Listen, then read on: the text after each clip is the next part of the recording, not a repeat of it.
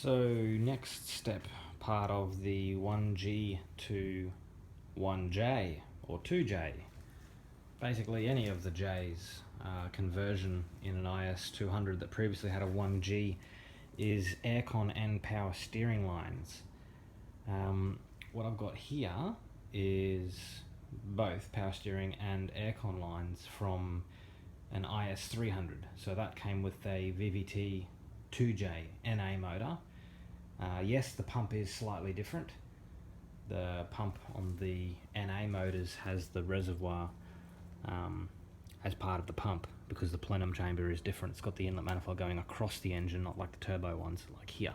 So it looks like it's going to fit. If anything, it's just that flexible part. The flex hose which comes into here, which is a low pressure side. The high pressure side is the banjo.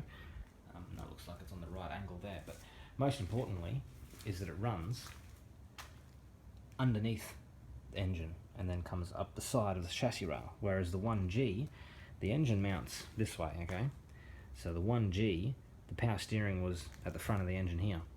So the rack and that banjo and that flare nut fitting sort of wrapped around the bottom of the rack and then come out this way into the power steering pump on the 1G. Obviously you can't use that because it's right around the other side on the 1J. So I've had to use this plus the little switches different. So look, it's just different. I'm going to see how we go with the IS300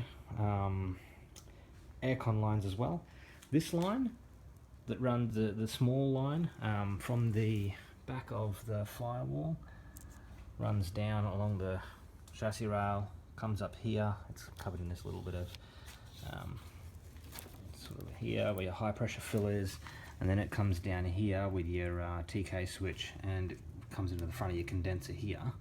That stays, that's the same both models, but the line that comes out of here goes onto your compressor, and the other big fitting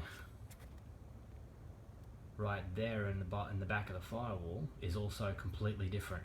By the time it gets to the compressor, although it's the same side, it's right here, the compressor on the 1G as well, the aircon compressor, the actual fittings are completely different.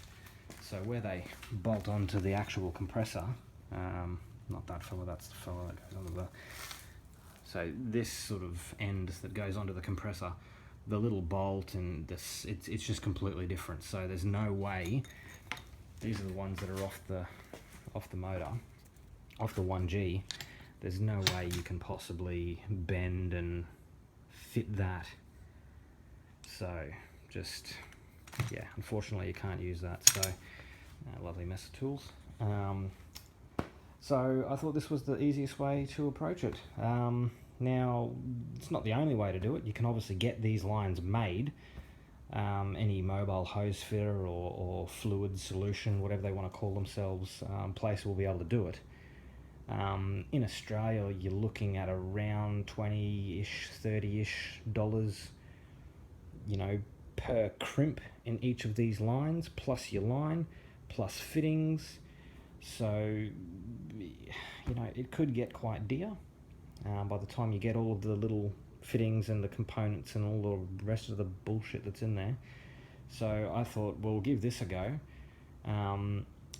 As I mentioned in earlier videos, that motor is actually from a JZS171 Crown that's going into the IS200.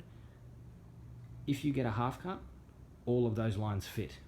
They've actually got two banjos here rather than a flare nut and a banjo. It's a bit of a pain in the ass to get them both to fit, but they do both fit. And the aircon lines, they fit as well. So if you've got a half cut, you don't need to worry about this. But if you don't have a half cut and you bought an engine and loom and ECU and everything like that, like I did, you've got to do a little bit of mixing and matching, but gotta love that Toyota interchangeability. So I'll go ahead and fit this and see where we're at soon.